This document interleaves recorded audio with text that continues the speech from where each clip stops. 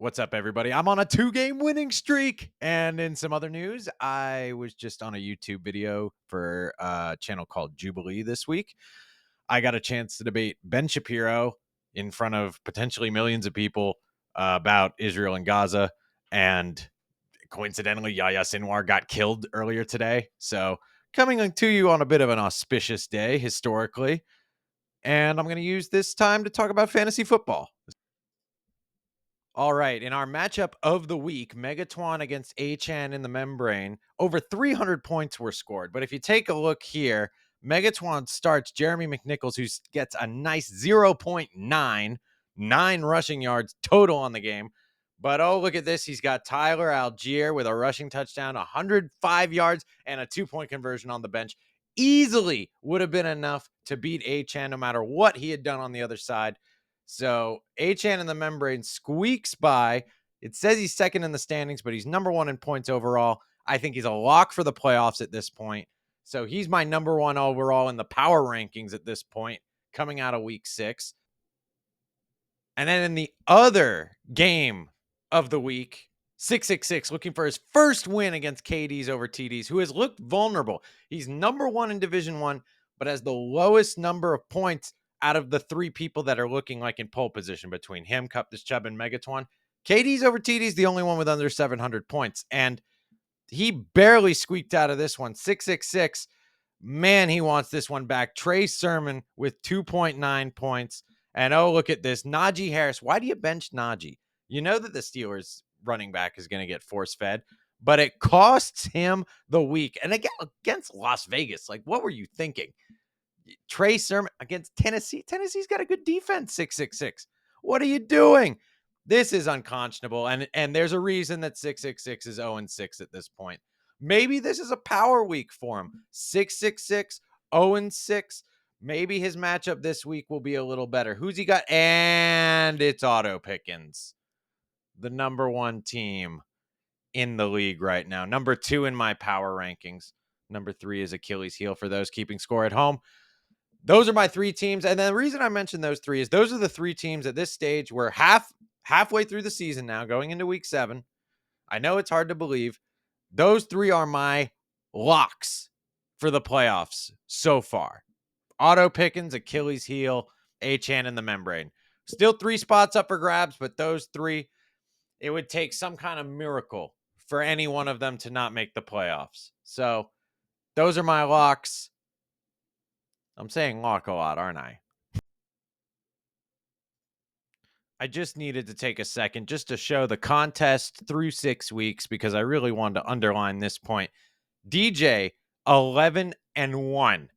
Okay, you got to be going to the circa millions, my man, because next season you could be looking at millions of dollars putting up numbers like this. 11-1, just for what it's worth, if you were in the circa millions contest, would have been good for $250,000 through the 3 weeks that you've been participating, or 4 weeks, because they do it by each month. So unbelievable. 11-1. Number 2 is still Sam. This is the first week that she's actually dropped into second place at 11-7. Raul still 10-8.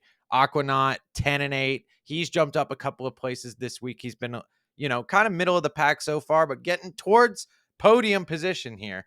Pope like the Catholic 9-8-1. Our only player still with a push. 9-7 from True Haynes. He comes back with a 3-1 week.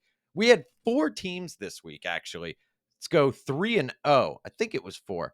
No, it was 3. We had Stopak with 0-3 again. As I said, DJ, he would have gone big at circa millions. Stopak, at this point, 4-14, it's so bad. It is, honest to God, unironically impressive. Like, they give prizes out to the people that do the worst, because at a certain point, 1-2, 2-1, that's what we expect to see if you're guessing randomly. To go 4-14, so many weeks with 0-3, it's impressive at this point. So I'm giving you, this is an unironic shout out. Keep it up, man, because this is unbelievable. But for our other cappers, we, again, 3-1 for True Haynes, 3-0 for Aquanaut, 3-0 for DJ, 3-0 for Alex Lingren. And by the way, my man Lingren is crawling out of the dumps here. He is finally no longer our second to last. That honor goes to the commish. 7-4-1. Not a terrible percentage, but you got to play to win, Commish. You got to play to win. So he's down to 7-4-1, 4-14, bringing up the rear from Mr. Dr. Stopak. Enough looking back. Let's look ahead to this week, where our game of the week is going to be the Commish Megatron against Return of the King. Both of them at 3-3. Both of them coming off a tough loss. Both of them looking to stay in the playoff hunt. Megatron really needs this win. Return of the King really needs this win. I'm looking forward to this one. Last week before the big wedding. Other game to watch, 666, as I mentioned, looking for his first win against Otto Pickens. This is one of the best chances he's had so far with bye weeks and all the injuries and all that. This is one of the best chances for 666 to get a win. Let's see if he's able to do it. Looking at the rest of the board, Achan in the membrane versus Cup, this Chubb. What a matchup. 130 versus 131 projected. Cup this Chubb has been on a 3-game losing streak since he went 3-0, and I called him as my first lock for the playoffs. As you've noticed, I no longer am saying he's got a lock. I still think he makes it, but he has definitely been slipping. He's getting Cooper Kupp this week back, though. He's hoping to get Jonathan Taylor back soon. Still got Saquon and Alvin Kamara, the best running back duo in the league. Let's see if he can pull it off this week. It's not going to be easy with our number 1 in the power rankings team, HN in the membrane, on the other side. And then finally, Garth Maul against Achilles Heel. Achilles Heel has one of the fewest points against in the entire league. In fact, she has fewer points against than any other team has points for. Let me rephrase that a bit. So Troy, I believe, has 625 points for. Achilles Heel has 622 points against. Not exactly a gauntlet that she has had to go through so far. Garth Maul is dealing with some injuries. Travis Etienne may not play. She doesn't have a lot of depth at running back. So this could get a little dicey, but I think that Achilles Heel feeling good about being 5-1. I feel, again, she is a lock for the playoffs. I think just being a 5-1 thus far, but a little bit squishy when you look under the hood of the numbers there. And this week we end like we end every week with Nick's Quck Six. Who do I got this week? Number 1, Broncos -2.5 against the Saints on Thursday Night Football. Thursday Night Football getting back to its roots here with a garbage game, a sicko game. I don't think either team gets to 20 points here. The over-under is 37 points. Broncos have gone 2-0 in the last 2 weeks against the over, but I think this week we break it. 19-16 is my prediction for the final score. That would be 35 points and a win to the under. Who do we got next? Number 2, we got Green Bay -2.5 versus the Houston Texans. Pittsburgh +2 versus the Jets. This is more about fading the Jets. Aaron Rodgers is banged up. Pittsburgh just mollywopped the Raiders. I am nervous about Russell Wilson coming back. I do not think he is a good quarterback. I don't understand why the Steelers think that Russell Wilson is better than Justin Fields.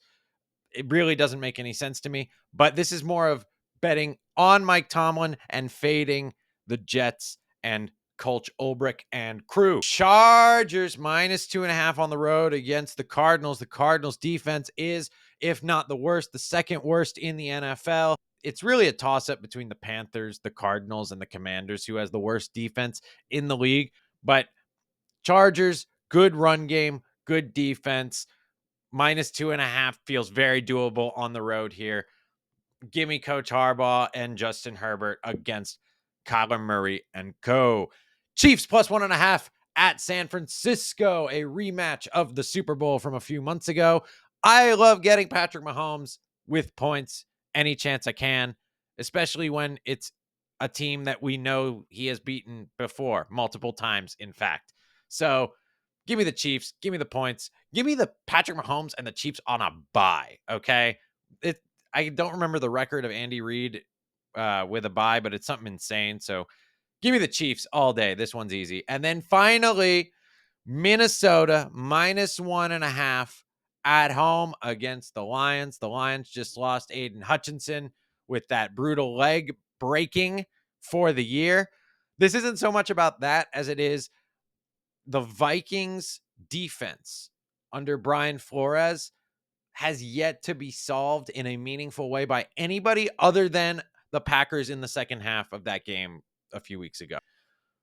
But other than that, nobody has been able to really figure out this Brian Flores defense. They blitz more than any team in the league, even more than my Denver Broncos.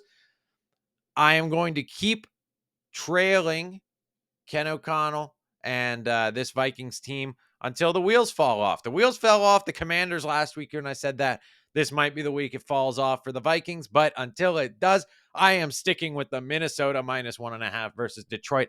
And that is my pick six for the week. Not a single spread over 3 points. Very thin lines this week. Very competitive matchup. This is the epitome of parity in the NFL, and I cannot wait for the games to get underway. We've got our first parlay of the year, the 12-part parlay. Let me see if I can get that real quick here. 1 second. And here is our first mega parlay of the season. Again, each week, whoever has the fewest points in the league must pay for a parlay in which each member of the league who agreed to join this contest puts in one leg, and then we see if we make it big over the weekend. My pick this week was Denver Broncos -2.5. Why did I do that? Because I wanted to either hit my bet and be like, I'm a genius, or we lose immediately and I get to laugh at everybody because I lost us all money. Either way, I win. So I love it. Broncos -2.5. Here we go, Denver. Here we go.